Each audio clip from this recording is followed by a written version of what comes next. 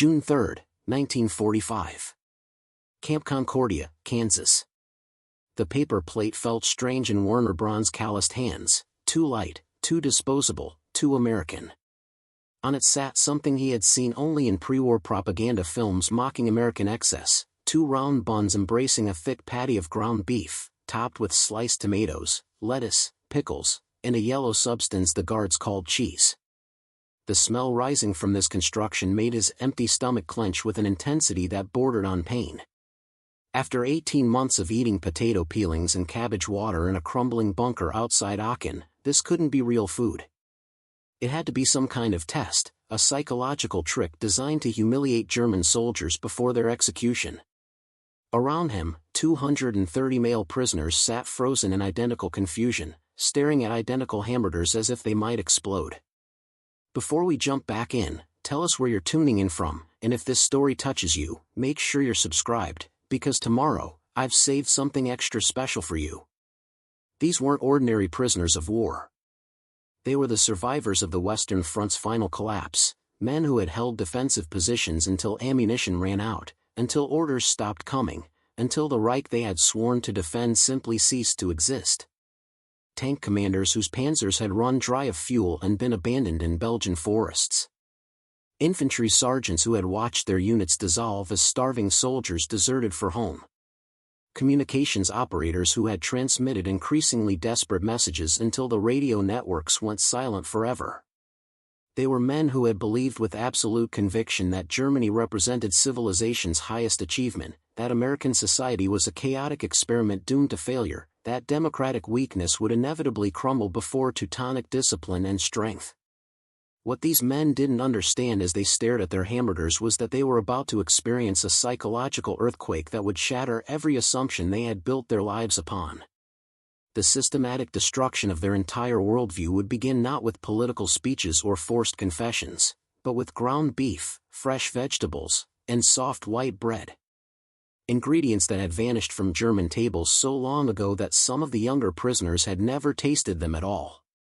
The abundance they were about to consume would prove more devastating to Nazi ideology than any battlefield defeat, any military surrender, any occupation could achieve. To understand the magnitude of what was about to happen, you must first comprehend the depths of starvation these men had endured. Werner Braun had been a machinist in Dusseldorf before conscription, a skilled craftsman who took pride in precision work and timely completion of assigned tasks. He had believed the promises that German industrial might would feed its soldiers properly, that the fatherland's agricultural system would provide for those who defended it. The reality had proven catastrophically different. By the winter of 1944, frontline rations had become a grim joke. Each soldier received in theory 200 grams of bread per day, bread that was 40% sawdust mixed with ground acorns and potato starch. The loaves emerged from field ovens dense as bricks, gray as concrete, capable of breaking teeth if bitten too eagerly. Margarine arrived sporadically, usually rancid, always insufficient. The ersatz coffee brewed from roasted barley made men's stomachs cramp worse than drinking nothing at all. Meat had become a fantasy discussed in whispers. The official ration called for 100 grams of protein weekly, but supplies rarely arrived. When they did, the canned substances bore labels like tactical protein supplement or preserved nutritional matter that revealed nothing about their actual contents.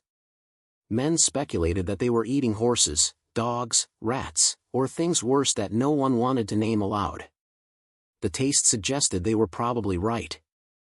Oberstfreiter Hans Zimmermann, a former postal clerk from Stuttgart who had served alongside Werner in the same defensive position, had kept a journal throughout the war's final year. His entries traced the gradual descent from hardship to desperation to something beyond mere hunger. January 12, 1945. No hot food for 6 days due to fuel shortages. Boiling snow to make soup from tree bark and boot leather. 3 men in our platoon too weak to stand watch. Lieutenant says relief supplies coming soon. No one believes him anymore. February 28, 1945. Found a dead horse in the woods, frozen solid. Took 4 hours to hack pieces from it with bayonets. Ate it raw because we have no fuel for cooking. Best meal in 2 months. Some men were crying while they chewed. March 19, 1945. Heinrich died last night. Doc says pneumonia, but we all know it was starvation. He weighed maybe 40 kilograms at the end. We buried him in his uniform because we needed his winter coat for Klaus, who has none.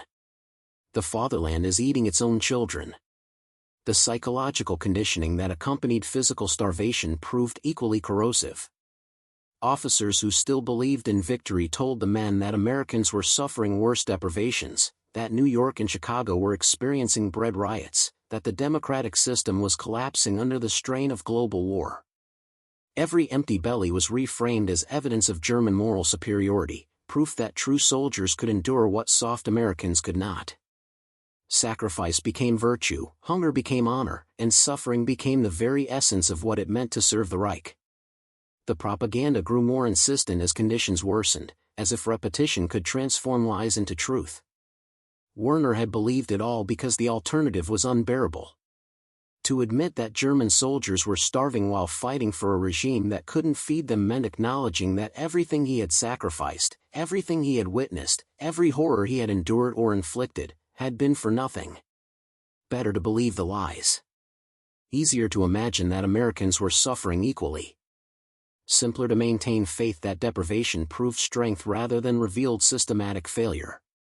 The journey to American captivity had begun during the chaotic final days of April 1945, when organized German resistance in the West simply evaporated like morning fog. Werner's unit had been defending a meaningless crossroads in the Ruhr Valley, ordered to hold position until reinforcements arrived. The reinforcements never came because they didn't exist. Ammunition dwindled to nothing. Food supplies had been exhausted days earlier. Officers disappeared during the night, abandoning their commands to seek individual survival. When American tanks appeared on the horizon, Werner and his remaining companions had faced a choice between futile death and pragmatic surrender. They chose survival, emerging from their positions with hands raised, expecting immediate execution. Instead, they received something utterly unexpected: courtesy. The American soldiers who processed them spoke calmly, even respectfully, calling them prisoners of war rather than criminals or enemies. Military police organized them into orderly columns, documented their names and units, separated officers from enlisted men with bureaucratic efficiency that rivaled German administration at its peacetime best. No one was beaten. No one was shot. The wounded received immediate medical attention from American medics who treated German injuries with the same care they would provide their own soldiers. The first meal as prisoners had come within hours of capture, served from American field kitchens that produced food in quantities Werner hadn't seen since before the war. The soldiers complained about rations as if they were barely edible, tossing aside components they didn't like, wasting food that would have been treasured by starving German units. Werner had eaten everything given to him, including items he couldn't identify, foods whose flavors his depleted palate couldn't fully process. The transport to permanent camps revealed an America that contradicted every propaganda claim Werner had absorbed. The trains that carried them west weren't cattle cars but passenger coaches with upholstered seats and functioning bathrooms. Through the windows, he witnessed a landscape that seemed to mock German suffering.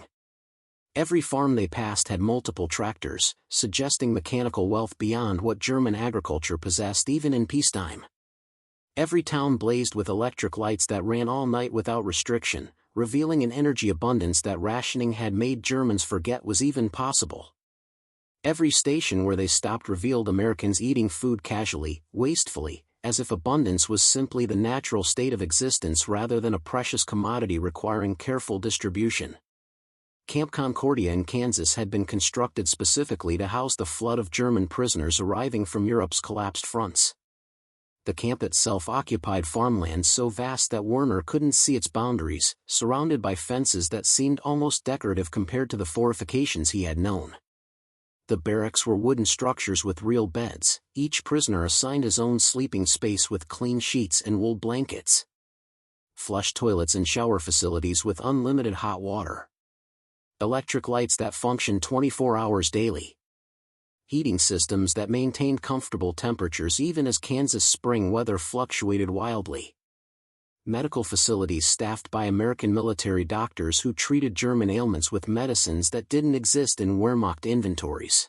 Preparing and narrating this story took us a lot of time, so if you are enjoying it, subscribe to our channel, it means a lot to us. Now back to the story. The camp's commanding officer, Colonel James Mitchell, understood that these prisoners represented more than military captives. They were ideological products of a totalitarian system that had spent 12 years teaching them that democracy meant chaos, that racial mixing meant weakness, that American society was fundamentally inferior to German civilization. Breaking that conditioning required not force but demonstration. Show them abundance rather than lecture them about freedom. Feed them properly rather than argue about political philosophy. Treat them with dignity rather than reciprocate the brutality their own regime had inflicted on others. Let reality teach lessons that propaganda could never overcome. The processing into camp had revealed the extent of German deprivation with clinical precision. American medical officers documented conditions that shocked even hardened military doctors accustomed to treating combat casualties. Major Robert Chen, chief medical officer, filed reports that read like descriptions of concentration camp victims rather than enemy soldiers. Average weight deficit of 35 pounds below normal body mass for height and age. Universal vitamin C deficiency with early scurvy symptoms in over 60% of prisoners. Widespread vitamin B complex deficiency causing neurological symptoms. Dental decay from calcium deficiency and lack of basic hygiene. Muscle wasting that suggested prolonged protein malnutrition. Skin conditions consistent with vitamin S starvation. These were soldiers from supposedly the most advanced military machine in Europe, yet they bore the physical marks of systematic neglect that exceeded anything American forces experienced even in their worst supply situations. The contrast began immediately with standard camp rations that exceeded anything Werner had known as a soldier or civilian. 3 substantial meals daily with portions that seemed impossibly generous. Fresh bread made from actual wheat, soft and white, nothing like the gray bricks he had choked down in German trenches. Real butter, yellow and creamy, not the grayish margarine substitute that had been standard in Germany since 1942. Vegetables that were genuinely fresh rather than preserved in brine or dried to inedibility. Coffee that smelled and tasted like actual coffee rather than roasted grain substitutes. Meat that was recognizably meat, served in quantities that exceeded weekly German rations in a single meal. But nothing could have prepared Werner Braun and his fellow prisoners for what was about to happen on that June afternoon. Nothing in their experience, their training, their indoctrination, or their worldview had equipped them to process what the Americans called a cookout. The smell reached the barracks first, carried on Kansas wind that swept across the flat prairie landscape. Meat cooking over open flames, fat dripping onto hot coals and sizzling into aromatic smoke. The scent was primal, triggering responses in Werner's brain that reached back before ideology, before politics, before war itself. His mouth flooded with saliva. His stomach cramped with sudden desperate hunger despite having eaten breakfast just hours earlier. Around him, other men lifted their heads like animals catching the scent of prey, nostrils flaring, eyes widening with involuntary need. The guards announced that today would be special, that the prisoners would experience something called an American tradition. The explanation meant nothing to men who had spent years in a system where tradition meant marching songs and state-mandated celebrations. They filed toward the camp's central yard where American cooks had set up massive grills, flames dancing beneath metal grates laden with dozens of thick beef patties sizzling in their own juices. The visual impact struck before full comprehension arrived. This was meat, real recognizable beef, being cooked in quantities that would have fed a German company for days. And it was being prepared not for American soldiers but for German prisoners, enemies whose armies had killed American sons and brothers. Staff Sergeant Michael O'Connor from Chicago supervised the cooking with the casual expertise of someone who had done this 1,000 times at family gatherings and neighborhood block parties. He flipped burgers with practiced efficiency, calling out to his assistants about timing and temperature, treating this as routine rather than remarkable. To him, this was just a cookout, an ordinary American social activity being extended to prisoners as part of their standard care.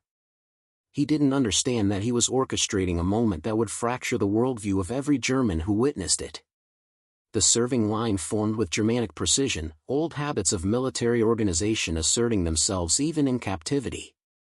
Werner found himself shuffling forward in formation, each step bringing him closer to the impossible sight of endless hamburgers being assembled with assembly line efficiency. American cooks placed bottom buns on paper plates, added the cooked patties still steaming from the grill, then topped them with sliced tomatoes so red they seemed artificial, lettuce so crisp it crunched audibly, pickles whose sharp scent cut through the meat aroma, and finally slices of bright orange cheese that had been melted by the burger's residual heat. The construction was finished with a top bun and the plate handed over with a smile and a casual enjoy that seemed to mock the magnitude of what was being given. Werner accepted his plate with trembling hands, unable to process the weight of it, the heat radiating through cheap paper, the visual complexity of the stacked ingredients. This single sandwich contained more meat than he had consumed in the past 3 months combined. The tomato alone represented agricultural abundance beyond German capability even before the war. The cheese suggested dairy production so vast that it could be casually distributed to enemies. He stood motionless as the line moved forward behind him, staring at this construction that seemed to embody everything American, everything his Nazi training had taught him to despise as excessive and wasteful and morally inferior. Yet here it was, substantial and real and undeniably superior to anything the fatherland had provided him. The cognitive dissonance was overwhelming. Around him, 200 German prisoners held identical hamburgers with identical expressions of disbelief.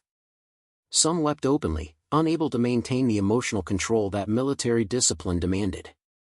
Others laughed with slightly hysterical edge, the sound of men whose grip on certainty was slipping. A few simply stared as Werner did, frozen between hunger and ideology, between desperate need and profound confusion about what accepting this food would mean. Oberstfreiter Zimmermann stood beside Werner, his journal-keeping having made him more conscious of the contrasts they were experiencing. He spoke quietly, his voice carrying the weight of a man watching his entire belief system collapse in real time. They are feeding us like honored guests rather than captured enemies. This burger contains enough calories for an entire day by Wehrmacht standards. Either everything we were told about American scarcity was lies, or this is an elaborate deception designed to break our spirits before some worse fate. Werner had no answer because he was asking himself identical questions. The smell of the hamburger was overwhelming his capacity for rational analysis. His body wanted to eat regardless of what his mind concluded. Survival instinct was overruling ideological conditioning, hunger defeating indoctrination. He lifted the hamburger and took his first bite.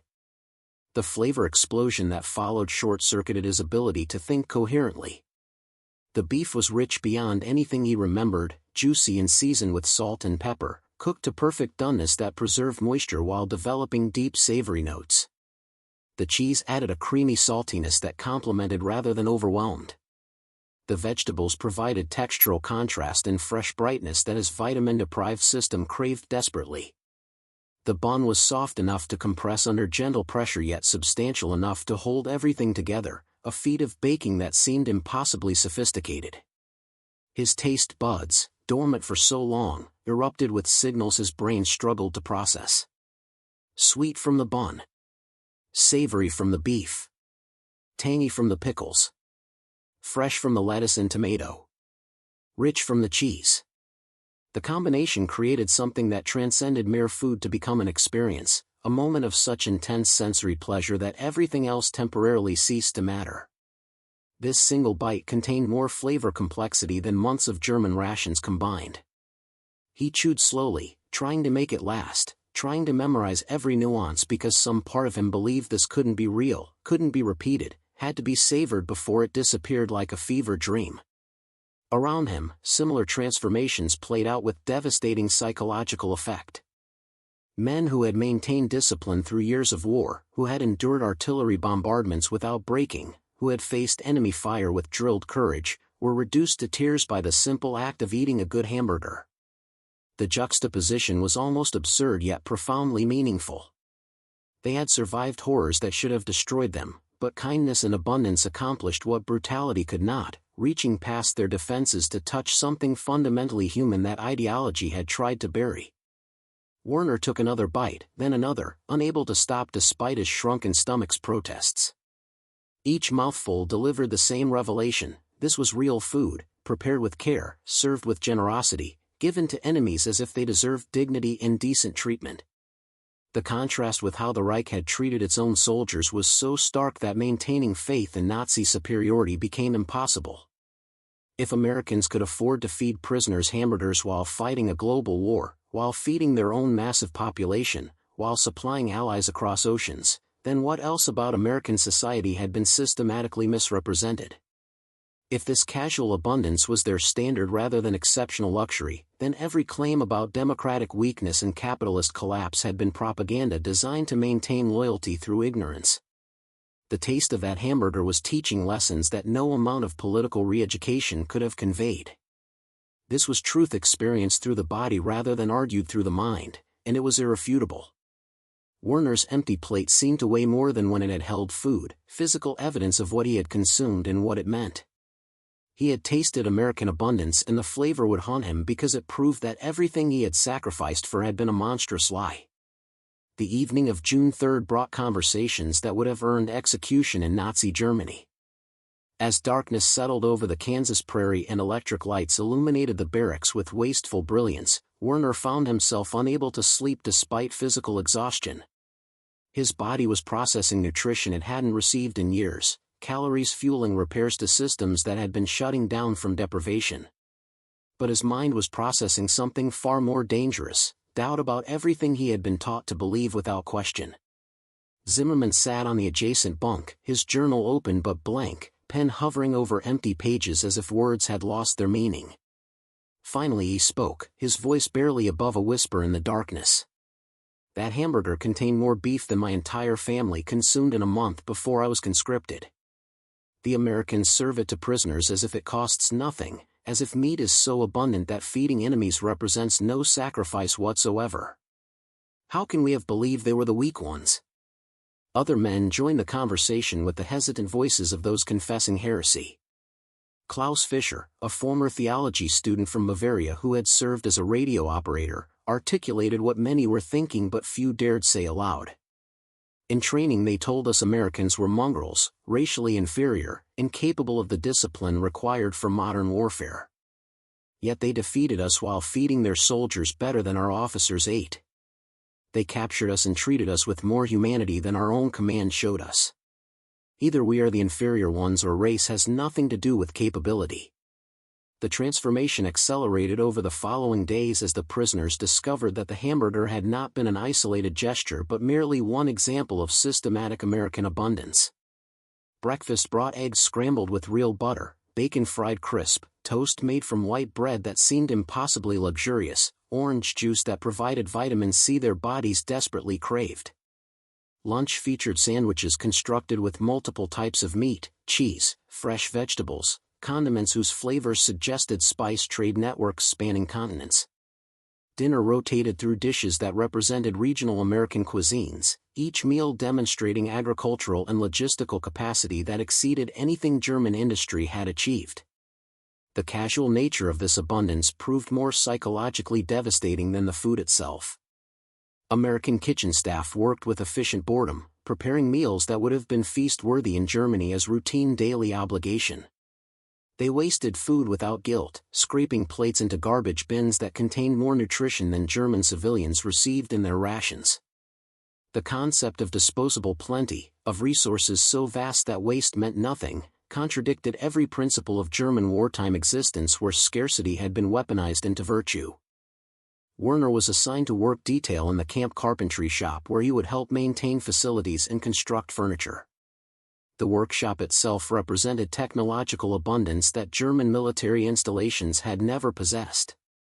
Power tools ran continuously without concern for electricity rationing. Materials arrived in quantities that allowed for mistakes and learning rather than demanding perfection with limited supplies. The American sergeant supervising the shop, a furniture maker from North Carolina named James Crawford, treated the German prisoners as apprentices rather than enemies, teaching techniques and sharing knowledge as if their past military allegiance was irrelevant to present human interaction. Crawford spoke about his life in America with casual detail that revealed more about democratic society than any propaganda could convey. He described a childhood where food was abundant enough that he had been a picky eater, refusing vegetables his mother prepared. He mentioned owning an automobile before the war, a luxury that German workers could only dream of achieving. He showed photographs of his family home, a modest structure by American standards that would have been upper-middle-class accommodation in German cities. The gap between ordinary American life and prosperous German existence was so vast that Werner struggled to comprehend how such inequality could exist between nations that both claimed industrial advancement. The access to information proved equally transformative. The camp library contained German-language newspapers, magazines, and books that revealed truths the Nazi regime had systematically concealed. Werner read accounts of American industrial production that made German manufacturing seem artisanal by comparison. Single factories producing more tanks monthly than German plants manufactured annually. Agricultural yields per acre that exceeded German farming by multiples of 3 or 4. University research budgets larger than entire German scientific institutions. The statistics were overwhelming, undeniable, impossible to reconcile with propaganda about American inferiority. More devastating still were the German cultural materials that Americans had preserved while the Nazi regime had burned or banned them. Werner discovered philosophy texts that challenged authoritarian thinking, literature that celebrated individual freedom over collective duty, scientific papers that proved racial theories were pseudoscience without empirical foundation. Reading his own cultural heritage without ideological filtering delivered a blow to national identity that military defeat alone could never achieve. Americans understood German civilization better than the Nazis had, preserving what was valuable while rejecting what was destructive. The following Sunday brought another experience that would complete Werner's psychological transformation. The camp organized recreational activities that included organized sports, music performances, and something entirely unexpected, a baseball game between American guards and German prisoners. The concept of enemies playing together for entertainment, of competition without hatred, of shared enjoyment across supposed racial and ideological divides, contradicted everything Nazi doctrine had taught about inevitable conflict between peoples. Werner stood in the outfield, awkwardly trying to understand rules that made no sense according to his football-trained instincts, laughing at his own incompetence alongside American soldiers who cheered his rare successful catches. The moment crystallized everything he had learned since capture. These Americans who had defeated him in war now played with him in peace, treating past enmity as circumstance rather than permanent condition, demonstrating through simple games that human connection could transcend political systems and military history. That evening brought a meal that would serve as final proof of American abundance and German delusion. The kitchen staff prepared another cookout, this time featuring not just hamburgers but hot dogs, corn on the cob, potato salad, coleslaw, watermelon, and apple pie. The quantity and variety exceeded celebration feasts Werner remembered from peacetime Germany. Yet Americans treated this as ordinary summer dining, casual weekend food requiring no special justification or rationing consideration. Werner ate until his stomach protested, unable to resist the compulsion to consume everything available as if scarcity might return at any moment. But he knew now that scarcity wouldn't return, that American abundance was structural rather than temporary, systematic rather than accidental. This wasn't luck or natural resources alone but the product of a social system that incentivized productivity, rewarded innovation, and distributed prosperity broadly enough that even enemies could taste its benefits. Zimmermann sat beside him, eating apple pie with an expression of profound sadness rather than joy. His journal lay open to a page that contained only one sentence repeated multiple times: "We fought for lies. We starved for lies. We died for lies." The simple truth of that statement was irrefutable now, proven by every meal, every kindness, every demonstration of the democratic prosperity they had been trained to despise. The weeks that followed brought systematic re-education not through coercion but through experience. Prisoners attended optional classes about American government, democratic principles, and constitutional rights. Many attended not from forced compliance but genuine curiosity about how a system they had been taught was chaotic and weak had produced such overwhelming material and moral superiority.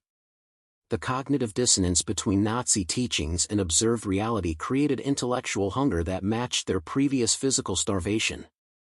Werner learned that American agricultural abundance came from mechanized farming, scientific crop management, and infrastructure investment that German feudal land ownership patterns had prevented. He discovered that American industrial capacity derived from free market competition, patent protections, and education systems that encouraged innovation rather than conformity. He understood finally that democratic chaos was actually dynamic adaptation, that racial mixing created strength through diversity, that individual freedom produced collective prosperity more effectively than authoritarian control. The transformation was complete by the time letters from home began arriving months later. Werner's mother wrote about conditions in occupied Germany where American forces were providing more food aid than the Nazi government had distributed to its own people during the war's final years. His sister described receiving chocolate from American soldiers, the same luxury that had disappeared from German stores in 1942. His father, a committed Nazi Party member before the war, admitted in careful language that perhaps they had been misled about certain matters. Werner wrote back with honesty that would have been impossible under the old regime. He described the hamburgers and the abundance and the kindness. He explained that Americans had treated him better as an enemy prisoner than the Wehrmacht had treated him as a loyal soldier. He suggested carefully that perhaps the future lay not in rebuilding what had failed but in learning from those who had succeeded. Years later, after repatriation and the long process of rebuilding a shattered nation, Werner would own a small restaurant in reconstructed Dusseldorf.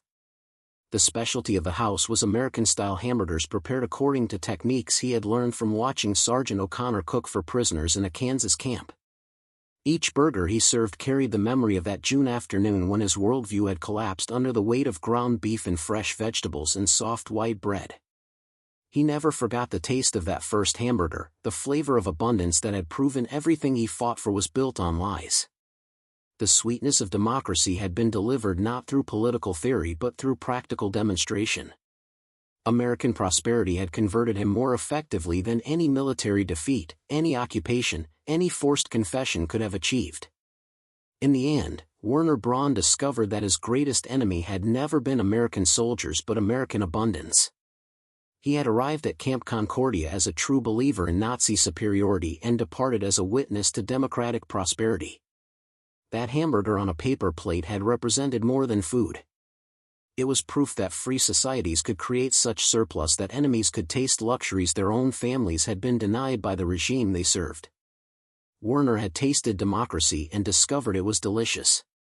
The flavor would follow him for the rest of his life, a permanent reminder that human societies could choose prosperity over ideology, abundance over sacrifice, and kindness over cruelty.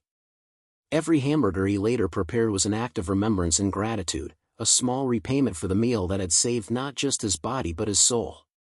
Up next, you've got two more standout stories right on your screen. If this one hit the mark, you won't want to pass these up. Just click and check them out.